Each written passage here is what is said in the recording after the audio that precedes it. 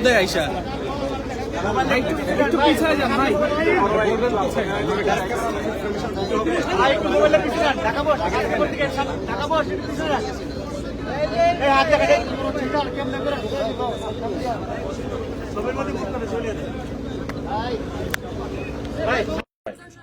বিশেষ করে সড়কে ঘন্টার পর ঘন্টা বসে থাকতে হয়।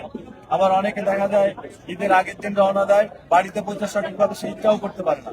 এই জন্য আমরা এবছর অত্যন্ত গুরুত্ব দিয়ে আমাদের ঈদ যাত্রা যাদের যাত্রীদের কোনো ধরনের হয়রানি, টিকিটের মূল্য বেশি নেওয়া, রোডে কোনো ব্লকেট না হয়, যানজট না হয়, সেটা এনশিওর করার জন্য সকল মহাসড়কে আমাদের সরকারের পক্ষ থেকেও কোঅর্ডিনেশন মিটিং করা হয়েছে। বিশেষ করে স্বরাষ্ট্র মন্ত্রণালয়, যোগাযোগ মন্ত্রণালয়ের মন্ত্রী এবং স্বরাষ্ট্র মন্ত্রণালয়ের মন্ত্রী মহোদয়ের নেতৃত্বে আমাদের কোঅর্ডিনেশন মিটিং হয়েছে, ইতিপূর্বে আপনারা জানেন।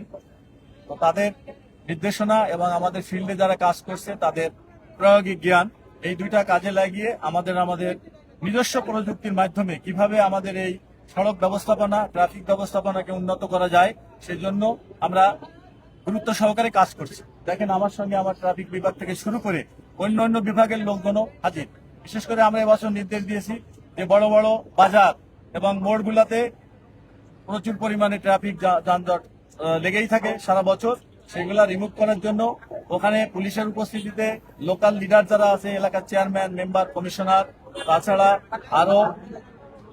আরো শুধু লোকজনকে নিয়ে ওই এলাকায় যাতে কোনোভাবে যানজট না হয়। এবং আমাদের এখানে উপস্থিত আছে আমাদের সড়ক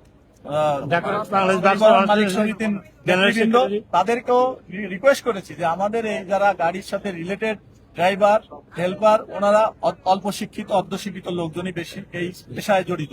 তো তারা কিন্তু অনেক সময় আমাদের ট্রাফিক আইনটাও জানে না, তারপর ট্রাফিক সিগন্যালিং বুঝে না, ট্রাফিক আইনটা মেনে চলে না, সড়কে যত্রতত্র গাড়ি রাখে এবং মাঝখানে একটা গাড়ি দেখে যাচ্ছে কিন্তু সে চিন্তা করে না আমার পিছনে অন্য গাড়িগুলো ব্লক হয়ে যাবে। এই জন্য একটু কমন সেন্সটা যদি তারা অ্যাপ্লাই করে তাহলে এটা থেকে আমরা মুক্তি পেতে পারি।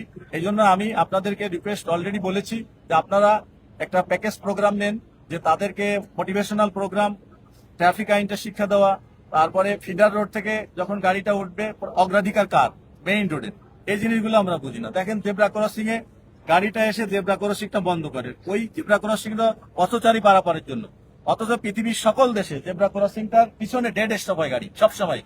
এটা আমরা কেউই মানি না। এই এখনই দেখেন, আমরা এই সড়কটা ক্লিন করতে আসছি, কিন্তু আমাদের সাংবাদিক ভাইদের গাড়ি, পুলিশের গাড়ি, তারাও কিন্তু জায়গার অভাবে গাড়িটা এক লাইনে, সিঙ্গেল লাইনে না রেখে রাস্তা অর্ধেক বন্ধ করে। এই জিনিসগুলো আমাদেরকে সচেতন হতে হবে। এটা যদি আমরা বিবেক থেকে নিজের বিবেক অ্যাপ্লাই না করি তাহলে কিন্তু হবে না।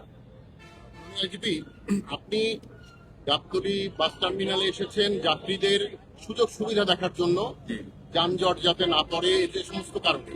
আপনি আসার আগেই এখানে বিশেষ বাহিনীর সোয়াট এসেছে, এলিট ফোর্স মহড়া দিচ্ছে, ডগ স্কোয়াড নেমেছে, মানে একটা যুদ্ধ পরিস্থিতি। এমন কোন বিশেষ থ্রেট কি আছে ঈদ যাত্রায় যে কারণে আপনার এত আয়োজন? আপনারা এটা নেগেটিভলি নিচ্ছেন কেন? Take it positive. আপনারা সবকিছু পজিটিভলি চিন্তা করেন। এখানে আইন শৃঙ্খলাও জড়িত, এখানে আপনার মাদক সেবীরা আছে, তারপরে আপনারা ছিনতাইকারী আছে, সব ধরনের লোকই আছে। এই জন্য আমি এবার সারা বাংলাদেশে সকল ইউনিটকে বলে দিয়েছি, শুধু ট্রাফিক নয়, এই ঈদ যাত্রা সুষ্ঠু সুন্দর করার জন্য সকল ইউনিটের অফিসাররা এবং ফোর্স এখানে ডিপ্লয় থাকবে, সব সারা বাংলাদেশ সব জায়গাতে। মানে কোনো থ্রেট আছে কিনা? থ্রেট নাই। তারপরেও আমি জনগণকে মেসেজ দিতে চাই, বাংলাদেশ পুলিশ তৎপর, কোনো অনাকাঙ্ক্ষিত ঘটনা, কোনো অন্যায়, কোনো কিছুর সাথে কম্প্রোমাইজ নাই। তুলনামূলক কম দেখছি। এর বড় একটা কারণ বলছি যে ঢাকা শহরের অলিগলিতে গড়ে উঠেছে অনেক বাস কাউন্টার। বিশেষ করে আমি যদি সুনির্দিষ্টভাবে বলি, মিরপুর 2 নম্বরের স্টেডিয়াম এলাকা, সেখানে অসংখ্য কাউন্টার গড়ে উঠেছে অবৈধভাবে, যে কারণে যাত্রীরা মূলত টার্মিনালে আসছে না। এই কারণে নগরের ভিতরে কিন্তু যানজট হচ্ছে। এই যে অবৈধ কাউন্টার উচ্ছেদে আপনাদের কোনো পরিকল্পনা? আমি যোগদানের পরের দিনই বলেছি, ঢাকা শহরের ভিতরে দূরপাল্লার কোনো গাড়ি কাউন্টার থাকা যাবে না। এখানে কিন্তু এই জিনিসগুলা রিমুভ করার জন্য আমাদের সকলের চেষ্টা